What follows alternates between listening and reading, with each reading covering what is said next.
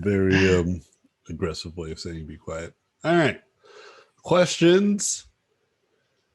If you got them, I got answers. Cool. Quick Ooh. question, Anthony. Oh, actually, let someone else go. I think last time you asked quite a bit. You can go right after. You can go right after though. I think someone else was about to say. Someone was like, I'm not sure who though. Oh, it was me. I was just going to say that I do have basically a boatload of portfolio building questions, so I can kind of fill the void if there is any with those. Let's start with a couple. I'm sure I can answer all of them in one sweep.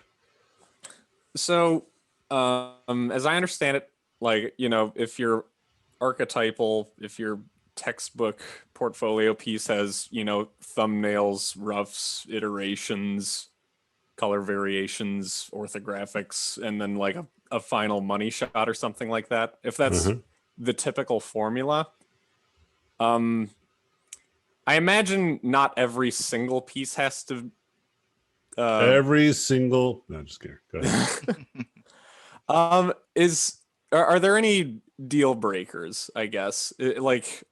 For example, personally on my art station right now, I have a concept for which there are no iterations. I just kind of landed on an idea that I liked pretty shortly thereafter, after a single sketch. And I like how it results, but is the fact that there's no iteration a reason? Is what pieces are mandatory, if you will? Yeah, it's I don't think it's as crazy as you might suspect. So I think you might be overthinking it. I have a history of that. Yeah, which is totally fine. So the way that I want you to start thinking about your portfolio is just think about it as any other kind of job interview for any other type of position that makes sense, or that you understand. For instance, let's say you want to work at a grocery store, right? And you want to be a bagger. My ambitions are high. Yeah. So you'd need to know how to bag, right? Yes.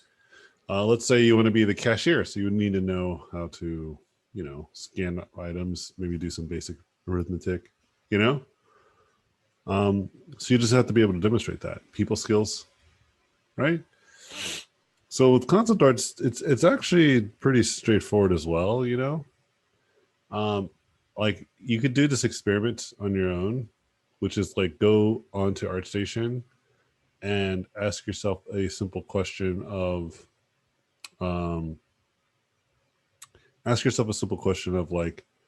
like what would Pixar, like if I was Pixar, who would I hire right now?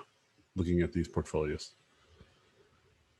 You kind of see what I'm doing there, and then from there I'd be like, okay, let's say I am Sony, or let's say I am Bethesda, and you'll see the kind of work that would probably reach those studios. Okay, now to answer your question more directly, is it important to show iterations? Yeah, absolutely. But do all your images have to have iterations? No, not at all. You just got to have a portfolio that demonstrates that you are a concept artist, that you know what it means to be a concept artist. And what it means to be a concept artist, you've learned pretty much everything you would need to know that you can't learn until or everything you need to learn that you can learn without having to actually have the job. Because there's just some stuff you're just going to learn on the job, right? And ironically, it has nothing to do with the art. It's mostly like politics and interactions with individuals. It's more of that type of stuff. That's the challenge. That's hard to simulate. Versus just drawing stuff. Like if I were to ask you, hey, draw me, I want a series of barbarian characters for the new Conan video game that we're working on. And we have a meeting on Wednesday. Like, you just need to be able to deliver some, some ideation, some concepts for us to take a look at and review on that day.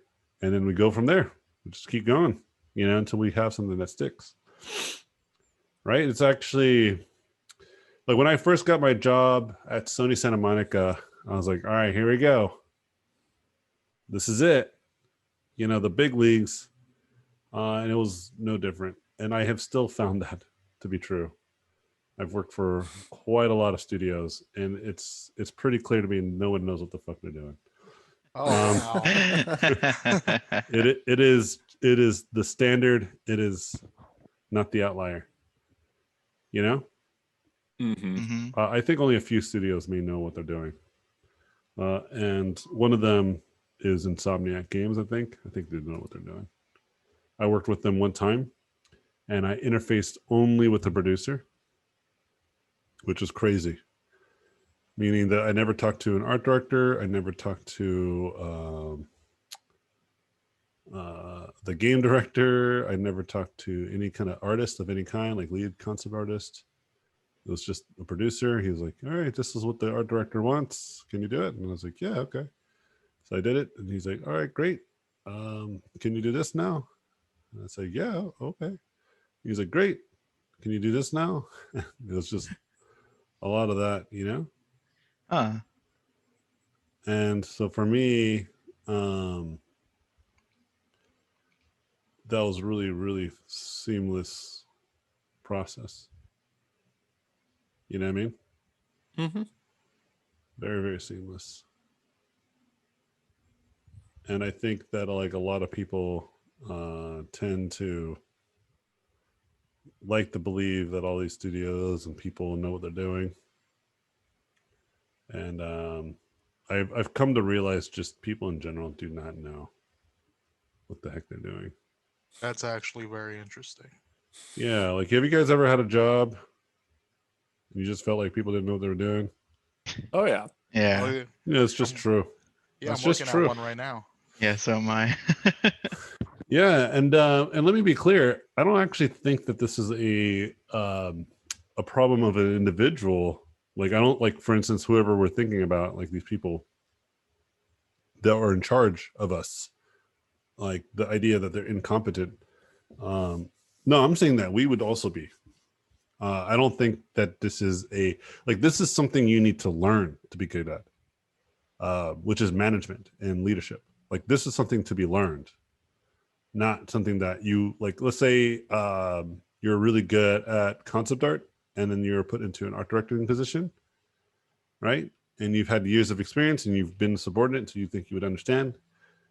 Trust me, I've seen it still be a thing where like that people will get into these positions and then they realize that there is more to it than just getting the position.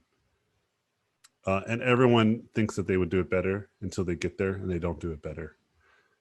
And I remember I had a friend who was an art director, and he's an amazing concept artist, then became an art director. And he was just like, oh man, I'm struggling, dude. Like, how do I do this? Help me out. And I was like, oh yeah, because you've never actually practiced being an art director. You've only practiced being a great concept artist.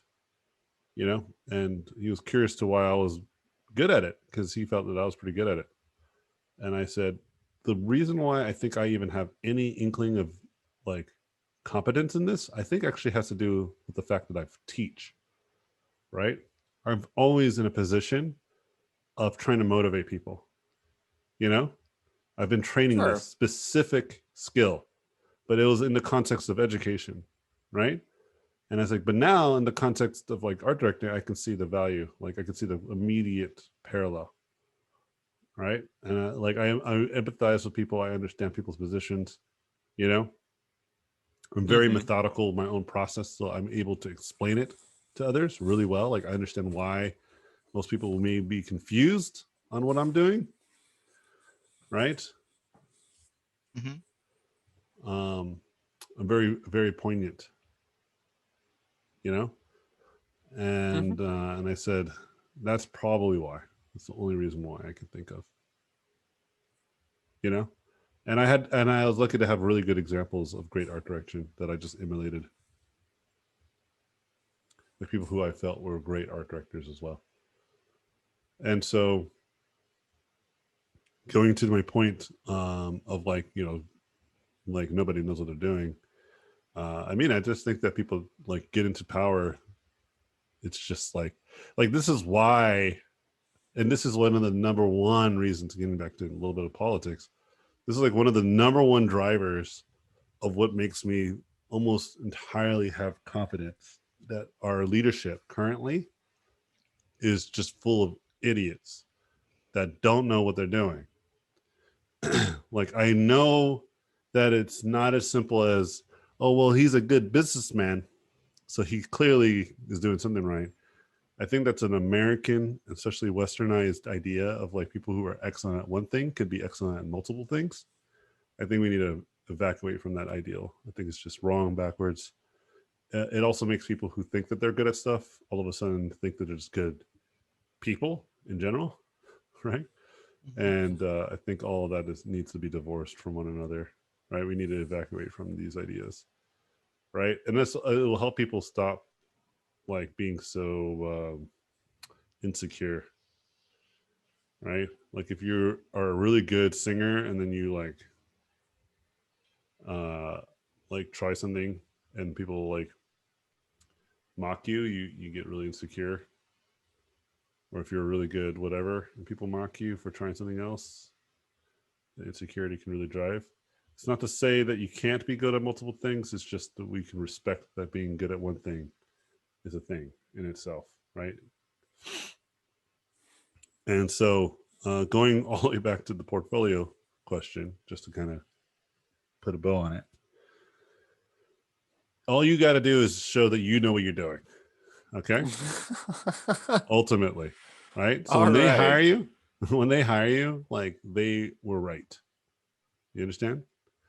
I do. Yeah, but you don't have to like worry about like having a X amount of things in your portfolio. There are people who have very few things in their portfolio and get jobs. There are people that have millions of things in their portfolio and they don't get jobs.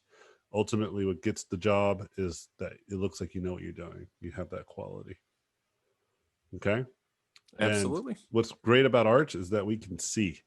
Like it's easy for me to tell that you're quite capable of producing quality artwork. Right? Like if I were to go to ArtStation now, right, and just pop into the main page, right, and just pick any one image, like this image by Acom, who's got Nacho Libre as his image. The fact that I'm not surprised at this consistent quality of imagery is kind of the thing that I'm trying to make sense of. You know? Yeah. Like there is a correlation to just quality work.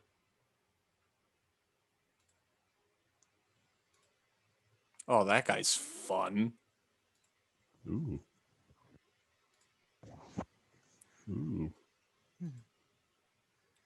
But you get my drift? Yes, I do.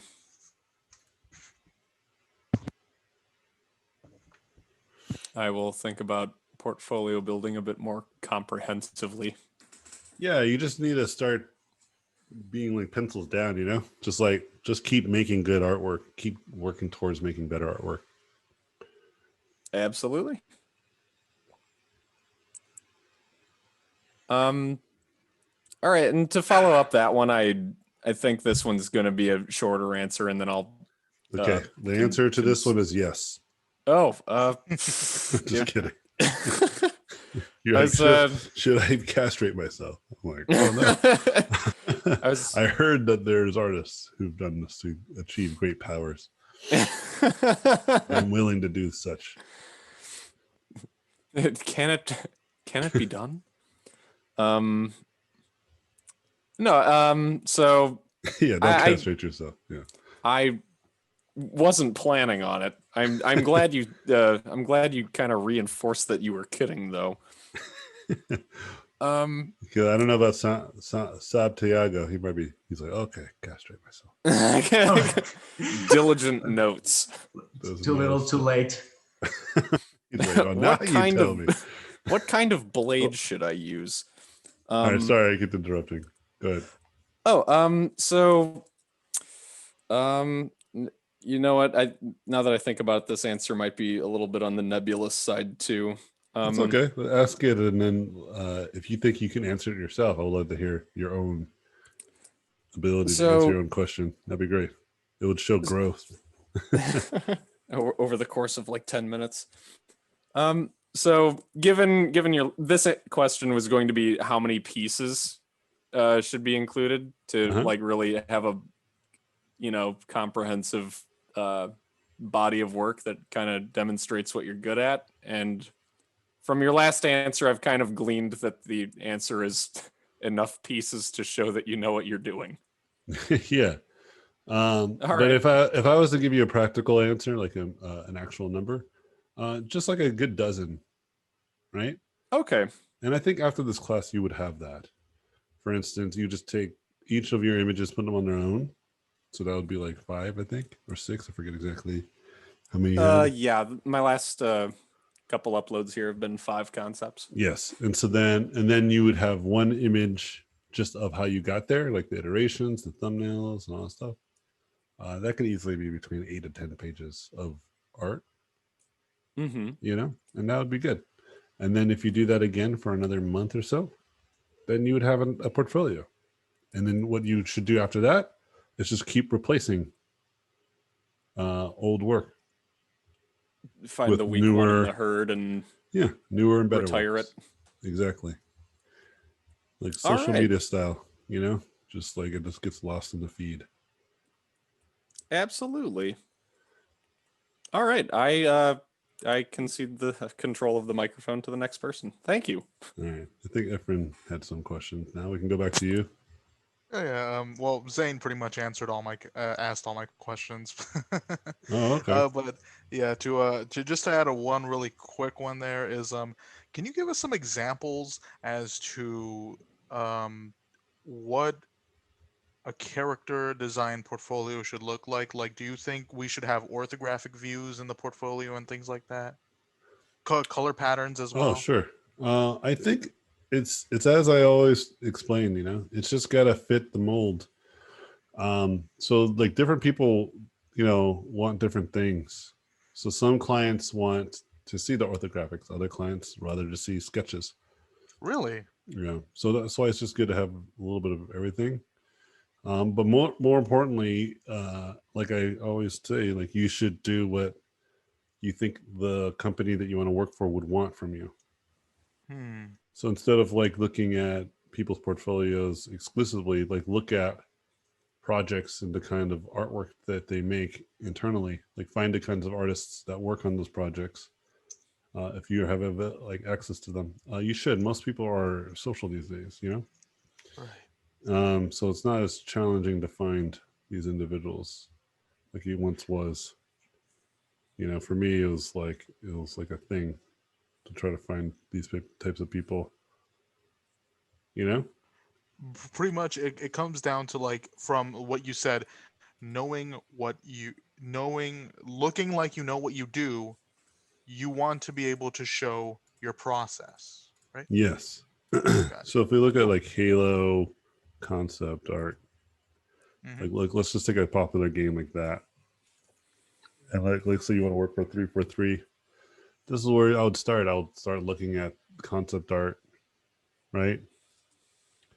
And be like, oh, Halo 5 concept art. Let's find this website to see what this is about. Find out the artists.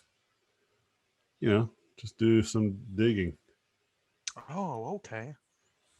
This is one example. Like this guy works there. This is the kind of artwork he makes. This is probably the kind of artwork they want.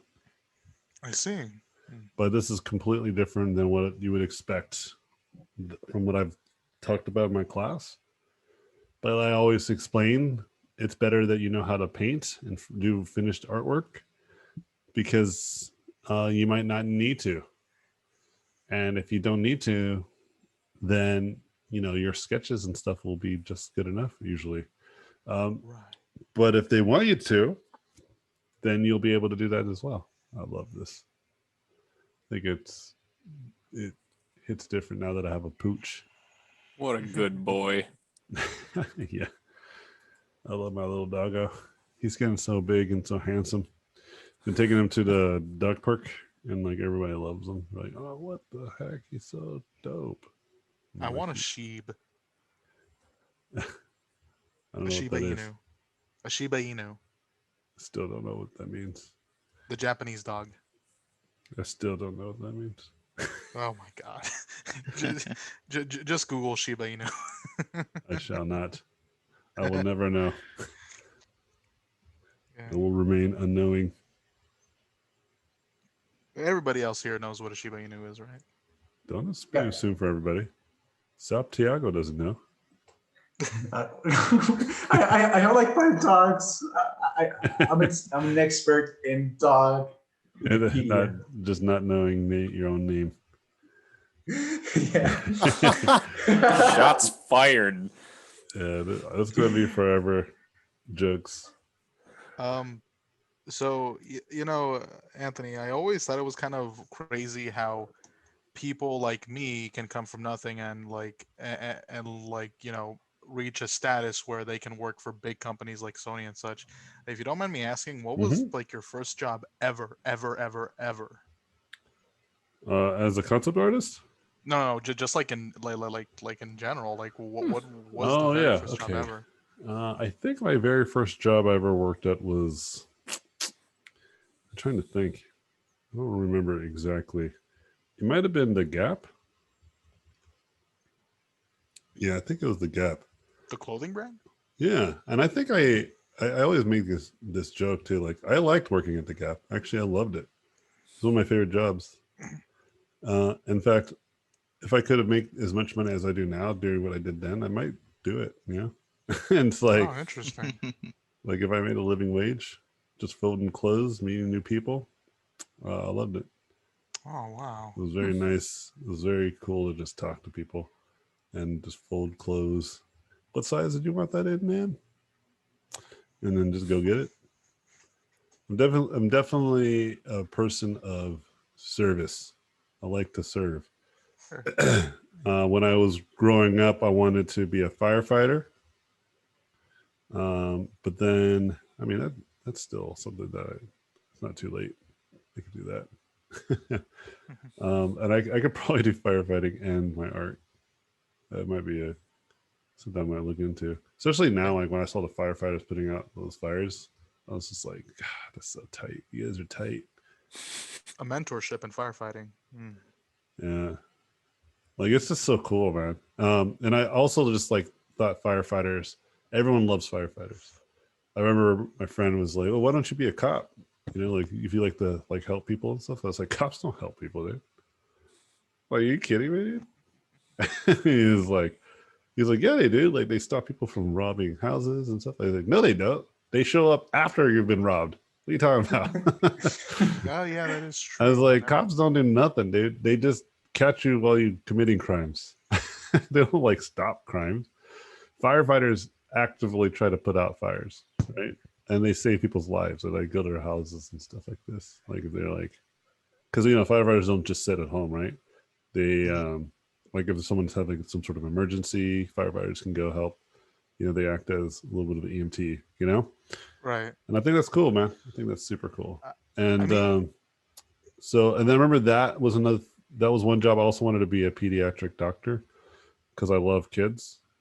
And so I thought that would be cool. But then I don't like school.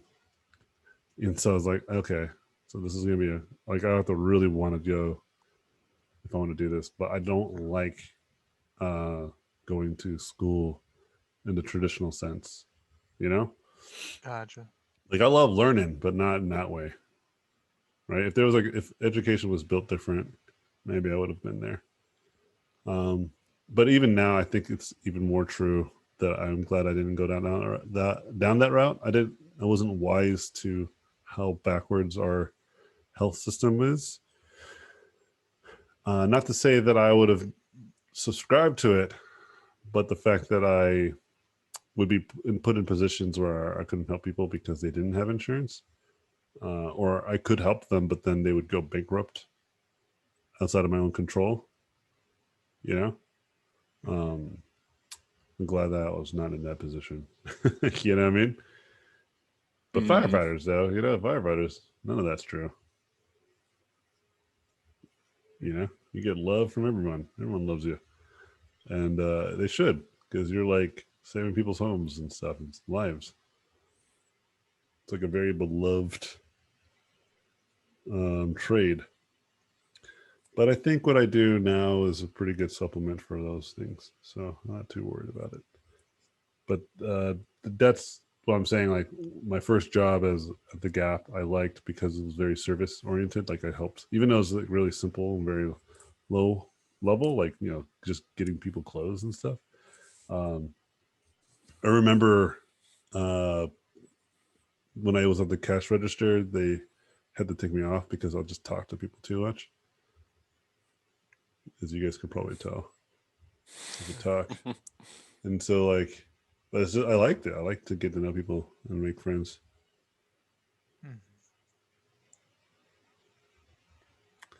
But anyway, Yeah, that's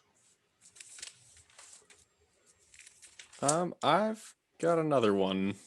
If no one else is chiming in, yeah. Let's wait a sec. sure. I can add on to the previous question about the portfolio. So you Let's had do it. mentioned that when you create your portfolio, replace the old ones with new ones. Yeah. So if that's the case, do we send clients a PDF version, or is it fine to send our website, or does it even matter? Just whatever's easiest for them. Some people want websites, some people want PDFs. Do both, whatever they ask for. I prefer what's the most convenient. Okay, there that was a makes time, there was a time where I used to tell people you should send over portfolios, or like go to events with like traditional portfolios, like an actual array of pieces of paper. But times are changing, so I don't recommend that anymore. At first I did, but then I think one year I was just like, I think this is the time. Because one of my students was telling me, he's like, yeah, I was just showing people off my phone and it seemed like it was all right. I was like, oh, okay. So I guess I was wrong. But back in the day, we didn't have that. And I remember people did do that. Like they would go to their website on their phone or something, or their computer, and then they wouldn't have internet. And then they'd be like, oh, it's not loading. And it's just like, sucky.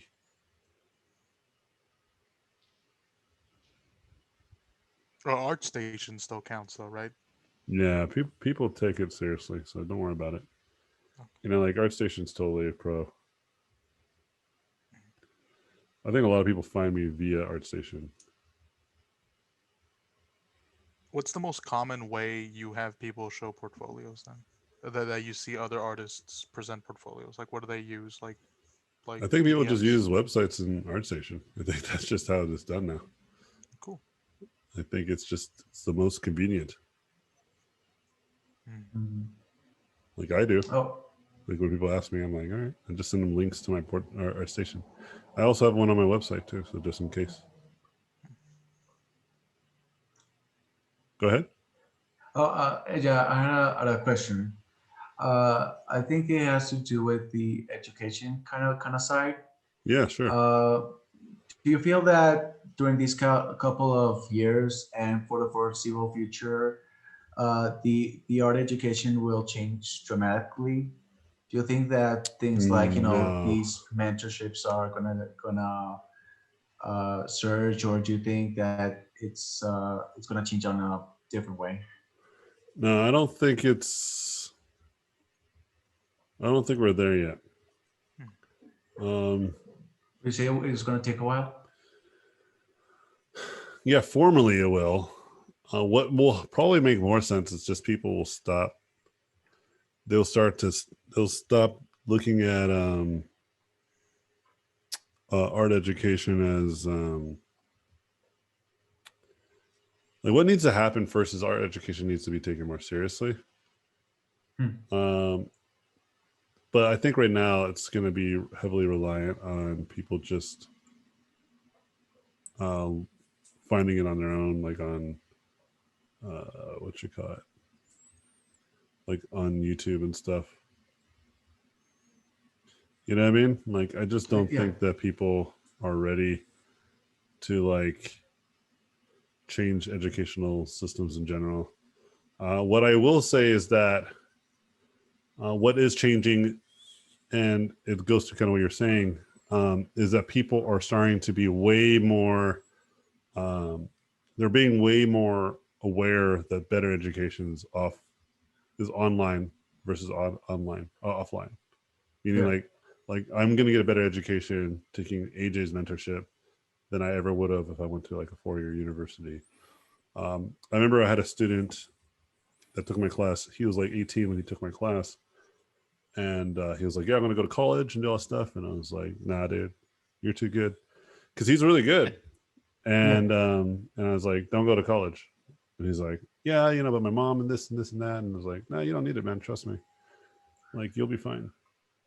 Yeah, but And you know, with this current pandemic and stuff, you know, I think a lot of people had to stop going to college or just going online. So I think it looks like it's reinforcing the idea, as you said, that maybe other alternatives are not better, but at equal grounds for as going as college or university.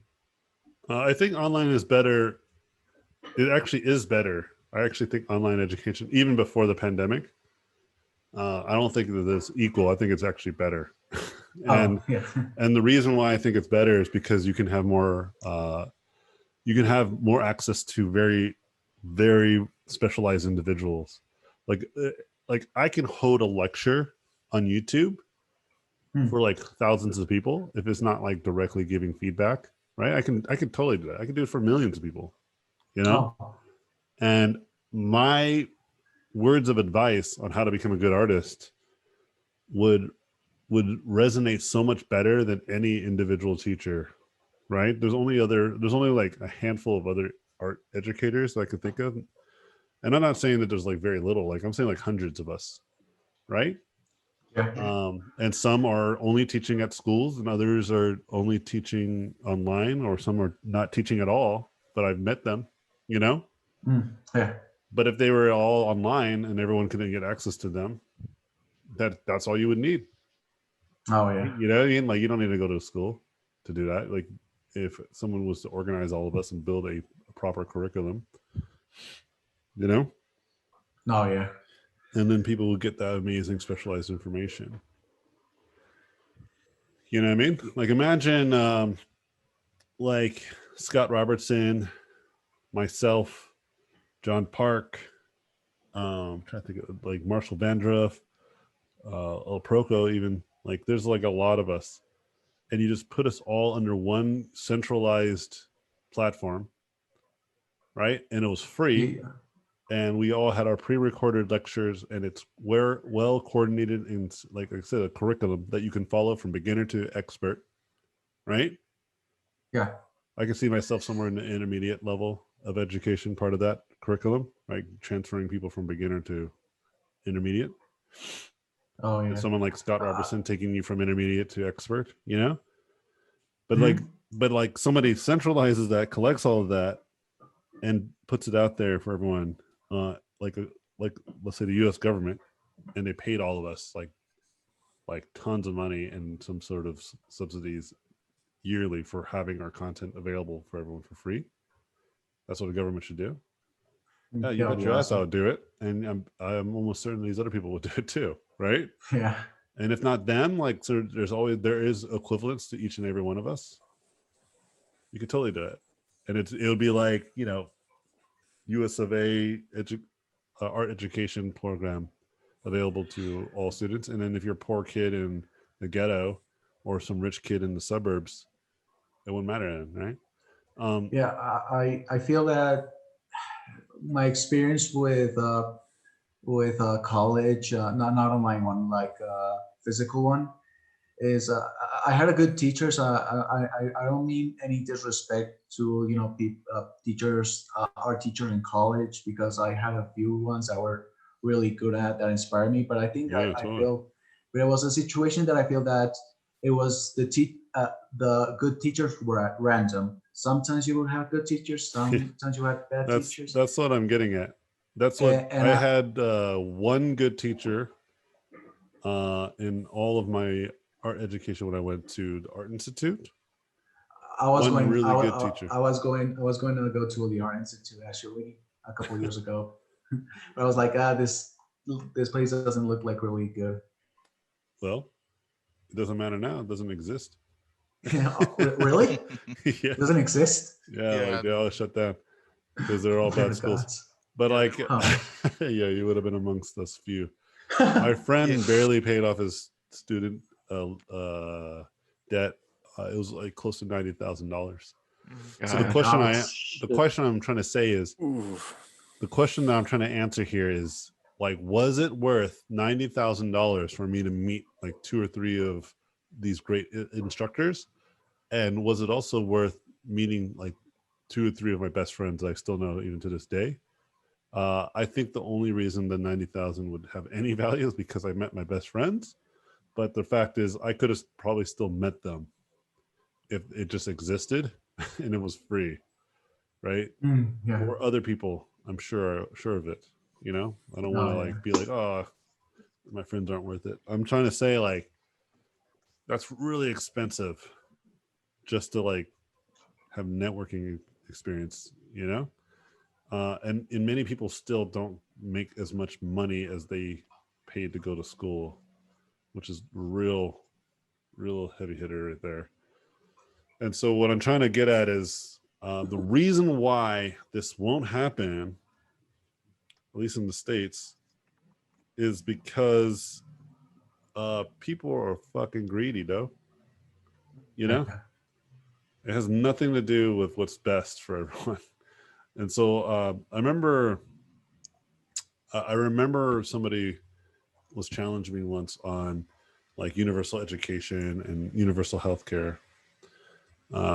And I explained to them in the way I'm about to explain to you is that like the reason why universal education and universal healthcare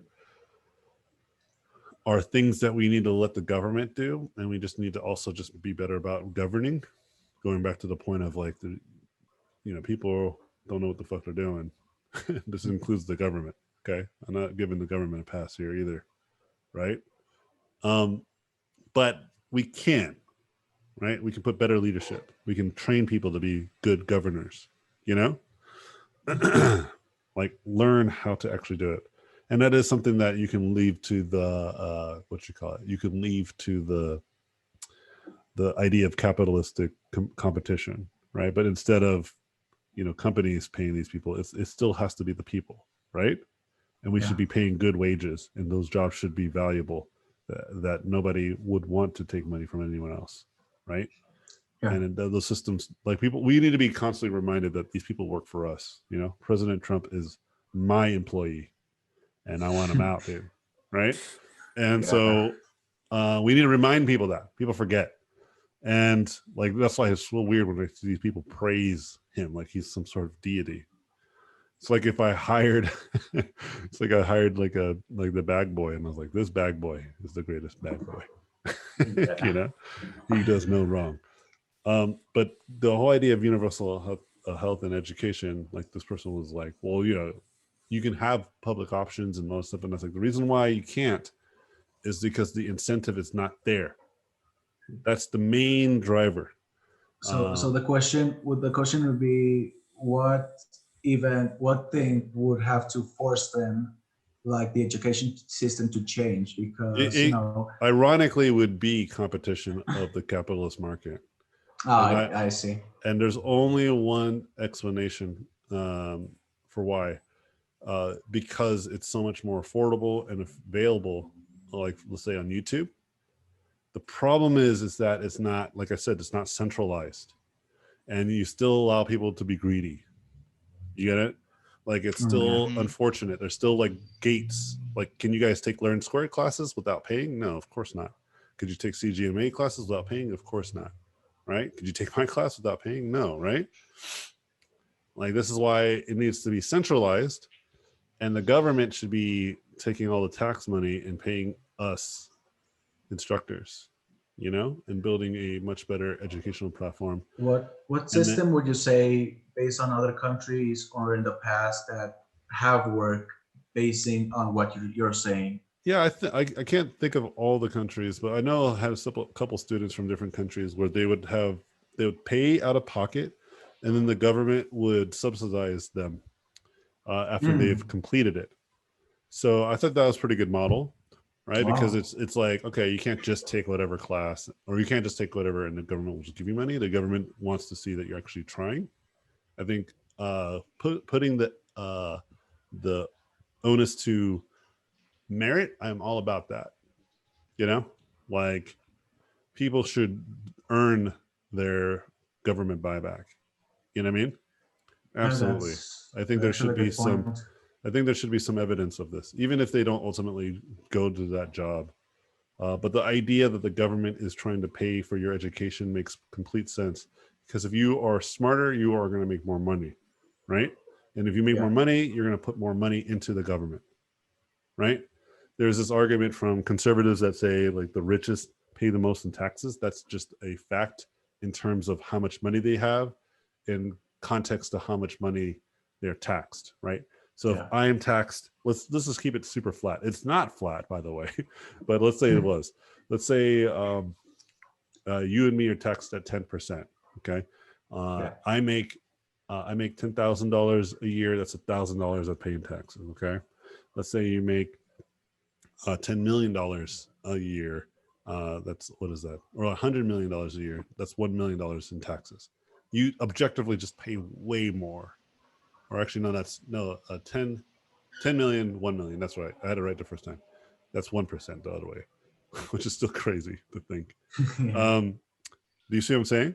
Like it's like you would be paying $1 million if you made a $10 million, right? You would Yeah. leave home with 9 and pay the rest with 1 million to the government. Okay, and so like just objectively you pay more, but the problem is that it doesn't. It should scale, right? And the American government tax brackets are incredibly complex for on purpose. They do it on purpose to confuse people who know nothing, including myself, right?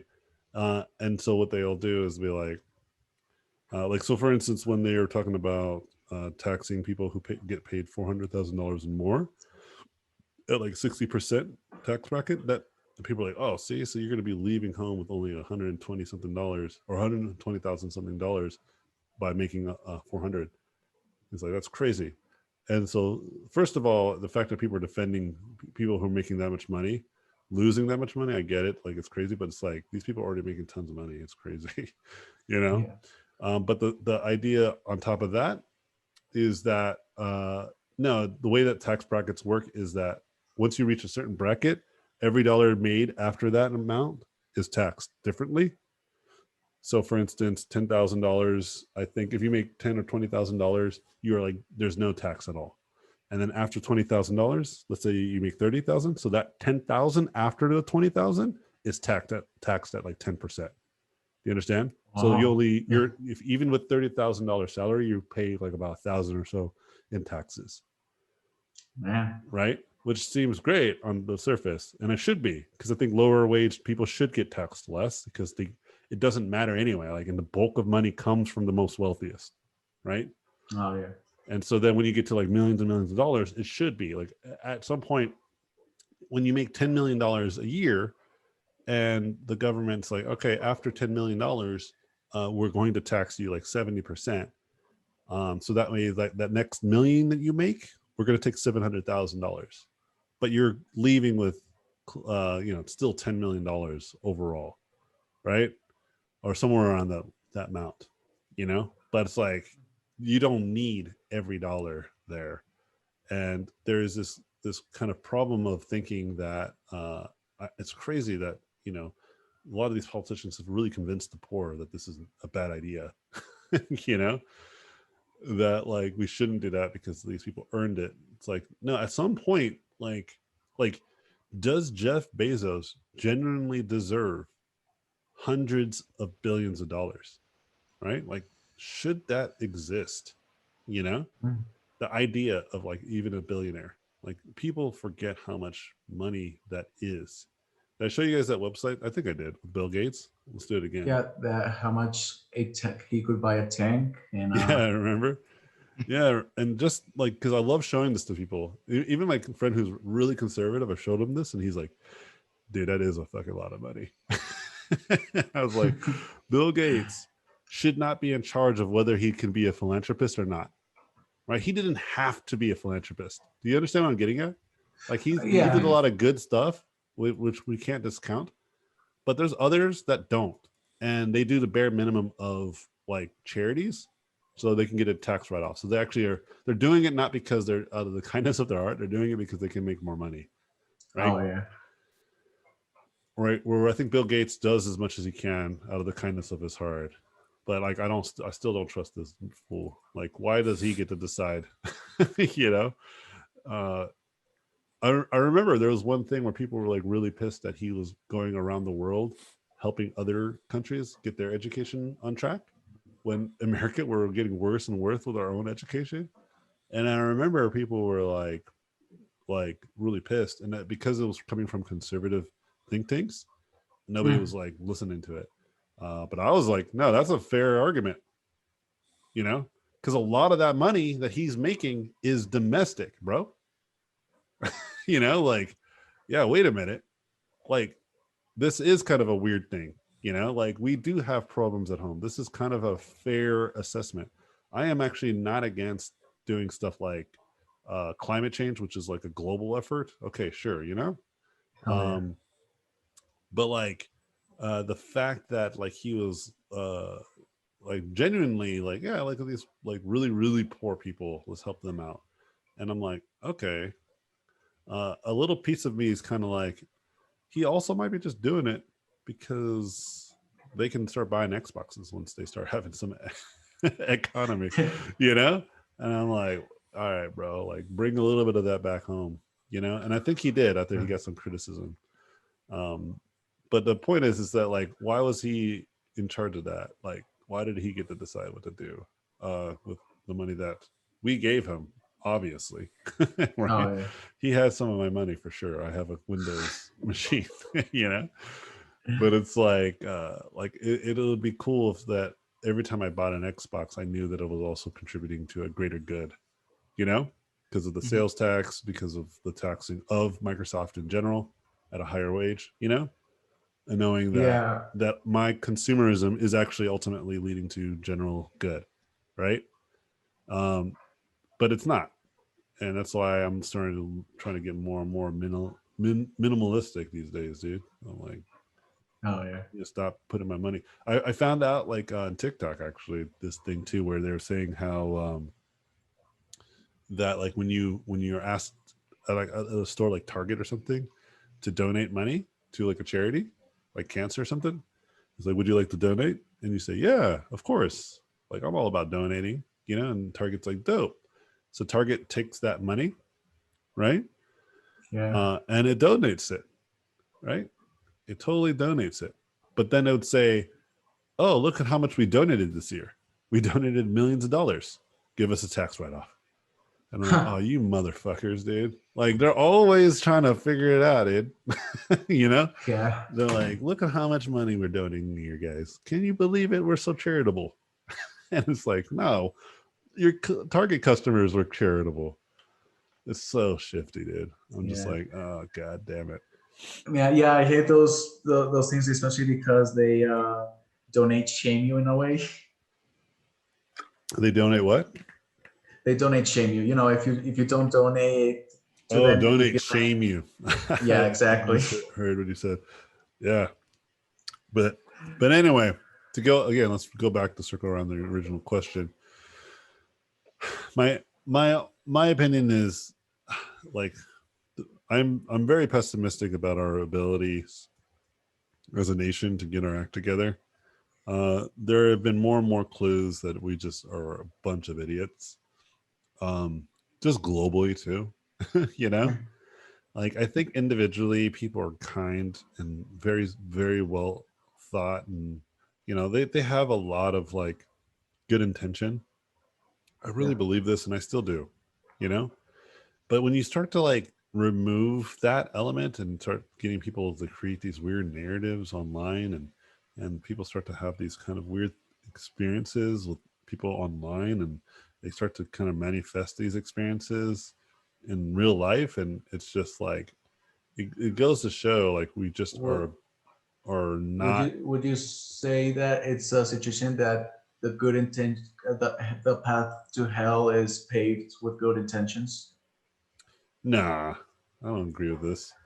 Mhm. I know what you're talking about, but like I wouldn't say like for instance Martin Luther King had good intentions. Did he pave the path to hell? No, not at all. Right? He created the civil rights movement. Right? Uh, like U.S. and the Allies when they fought the Nazis, like we had good intentions. Was that like a Oh, yeah. path to hell? Like no, there's like it's a counter argument. Um, it's just like it's just like a good way to like discount people's good intentions when I hear that, like as if like good intentions don't matter, right? Oh yeah. Like I think good intentions do matter. What I'm saying is that when you think of people individually, like if I was to talk to a Nazi in person, right? Yeah. Like they would think that they are on the right, but you can dismantle their argument in an empathetic, in a reasonable way, you know? Oh yeah. And in fact, you would talk to people who are Nazi reformists, like people who will help like people who are Nazis stop being Nazis. And they all say that the best way to do that is to talk to them, to be their friends. Because a lot of reasons why people become Nazis is because of isolation, right? And Oh yeah. once they find a group of people that accept them, they accept their ideology as well, right? Yeah. And then it's like it's a circled situation. So this is why like when you have a group of people who are calling Nazis and punching them in the face, right, and then people applauding them, and then they don't believe that they're Nazis, or maybe they do believe they're Nazis, but they think that they're, again, they have the intentions of like, we want to have a better world and we think everyone else is evil, right? It's going back to your whole idea of good intentions may pave the road to hell. In this instance, it does, right, for these individuals. Oh yeah. But the good intentions of the other people, uh, they have the right intentions, and because their intentions are right, they also think that they can just punch people in the face, right? And Oh yeah. so, like I remember when I was arguing with somebody about like Antifa and versus white supremacy, I was like, there's just a huge difference, you know, because like people who are Antifa, their whole premise is that they're anti-fascist. So if you remove any, like if you remove the illusion of fascism, because that's what I believe is happening. I don't really believe we're there yet. Um, we're definitely dipping our toes, but I think our democracy is holding pretty strong. I think we do have things in place that are really preventing it from happening. What we're not doing is being civil about it. That's the part that's really real sketch, right? But Mhm. Oh uh, yeah. but the point is that like their intentions are actually genuine, right? And it's like you can like there's a correlation because people, oh, but they're burning buildings down. It's like, yeah, but like a black person got murdered in cold blood, like the week of, right? So they're reacting to something that actually happened. It's not like, you know what, dudes, let's just start burning buildings, right? Like I can predict that there's going to be a riot when you see an injustice happen on TV, right? Because people are starting to get more bold, right? And Oh yeah. instead of focusing on, and this is what I'm saying, like people's, like if I talk to people, because when I talk to my friend about this, it's like if we stop focusing on these, like if you stop focusing on, oh man, look at these crazy Antifa, and start focusing on why are cops killing people in the streets and getting away with it, right? Like let's like Oh yeah. redirect the conversation, and then I'll promise you that these Antifa people will go away, right? Like Oh if you yeah. really don't like it, right, then let's focus on this. And I remember I brought up a point of like, if you look at the amount of money spent for incidences that police do, like running over somebody and killing them, right? Um, or running red lights and killing people. So they broke the law, but then they're the law. So what did they do, right? They'll pay out of court. They'll pay people millions of dollars to just be like, shh, shh, you know? And I said, did you know that that's more, we spend more there than we do with all of the property damage in the last like 10 years, you know, including riots of Americans just celebrating a sports team winning, right? And he's like, really? Is that true? I was like, yeah, man, it's crazy. We spend tons of money on cops like fucking up, right? Oh, yeah. And I was like, do you see how this whole Antifa thing is just a distraction now, right? It's like we're not focused, y'all. And this is what I'm trying to get at. And so going back to the whole education thing, it's the same thing. Like everybody knows that people have a bunch of student debt. Everybody hates student debt. Everybody is stupid. Like we have like some of the lowest reading averages in the world, right? Mm-hmm. Like the number one thing that we're good at, dude, is war and making money. But being good at war and making money does not mean that we have the brightest and smartest people. In fact, some of the best people in the world come from different countries, right? Some of the smartest minds, some of the best individuals come from different countries. In fact, our nation was built off of a lot of that, right? Immigration. So it's just really ironic to me that we're really happy at being number one at like making money, but then when there's clear there's clear paths to make more money by educating the general populace and also just helping them, right? There's actually more money to be made that way, but the problem is that it would create competition for the people who are already making money. So that's why there's a big pushback. Does it make sense? Yeah. Right. Right now, there probably will never be, or at least for a long time, another social media website, because all the ones that exist take up all the attention. There's like no more room, which is crazy to think. Right? Like you'll either be on like one of these few dozen, right? And that's what's happening with entertainment too. There's only like a few. I mean, it's really ultimately just Disney now, right? I mean, and everybody's just cool with it. Everyone's just like, yeah, Disney, tight. I mean, I think it could happen if they drop the ball like MySpace. No, MySpace is still around. But yeah, but I think it lost a lot of yeah, power, that's true. I would say.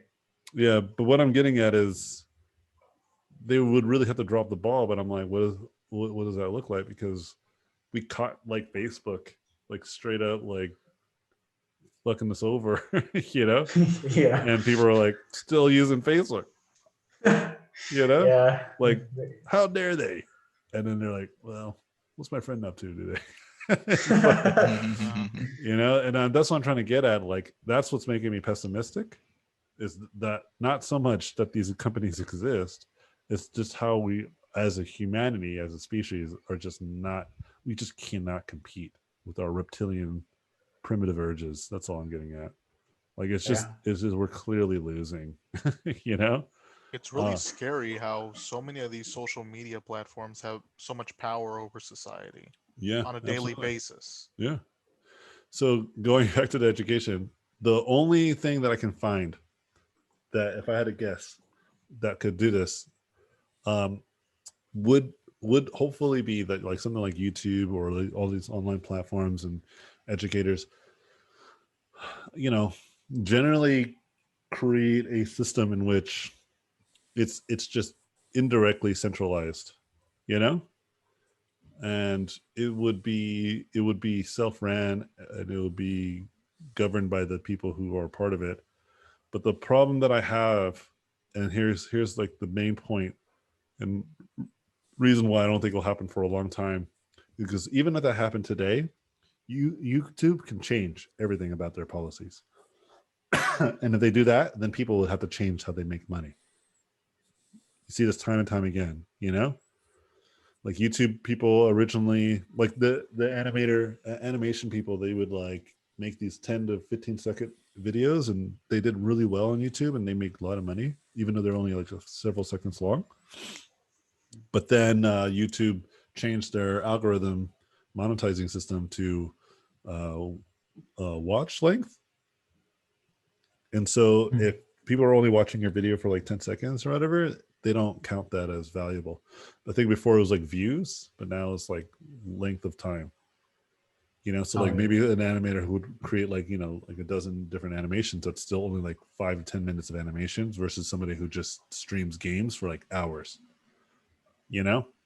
Oh yeah. And so let's imagine that I'm like, I build a platform on YouTube and I'm like making all my money from YouTube. And the way that I've been doing it is one way. Let's say the way of like they have it now, right? And then they're like, oh, we're doing it now based off of views. But let's say I don't get a lot of views, I get a lot of watch time because I'm making lectures, right? Hmm. Do you see now that I'm like, oh shit, so I got to restructure my whole educational platform to get views. This is the ultimate problem with leaving it up to a business because the incentive's not there. Because if the incentive was, hey, AJ, we're going to pay you what you deserve to be paid because you're a great educator, right? We're going to pay you X salary and you're going to have benefits because you're essentially a government employee, right? We're going to take care of you. Yeah. But all you got to do is turn out high quality artists. That's my incentive. You see what I'm saying? Yeah. Like, there's no profit motive of like how I do that. It's just that's what I need to do. A lot of educational platforms, like a lot of like art schools, for instance, they make their money by attendance, meaning that they just need people. They don't need high quality graduates. They just need a few. That explains a lot. Yeah, like they don't care if you end up being good. They already got your money, bro. Oh yeah. But if the government's like auditing me and my students and the quality of students I'm making, and I'm like reviewed and I have a high score, then they'll keep employing me and keep paying me well, right? Again, like government should just be essentially a people's insurance program, right? Like it's supposed to ensure everyone's safety and abilities throughout their whole lives, from education, health, welfare, childcare, all that stuff, you know? Oh yeah. And it should just be centralized, and the incentives should always be put in the right places. Leaving it to businesses is super sketch. I love how people talk about car insurance too. Like it's awesome. Like car insurance will only pay as much as sometimes just buying you a new car, but it won't pay for your medical bills and won't pay for the time off that you couldn't drive to work. It won't pay for any of that stuff. And even then, sometimes they won't even pay your full like damage to your car. And then your payments to your car insurance increase, you know?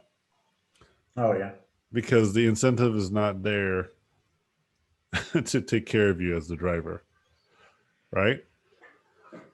In fact, they're hoping you never crash, so they just got all your money for free, Well. right? I can live my whole life never getting into one car accident and literally pay tens and tens of thousands of dollars into car insurance, right?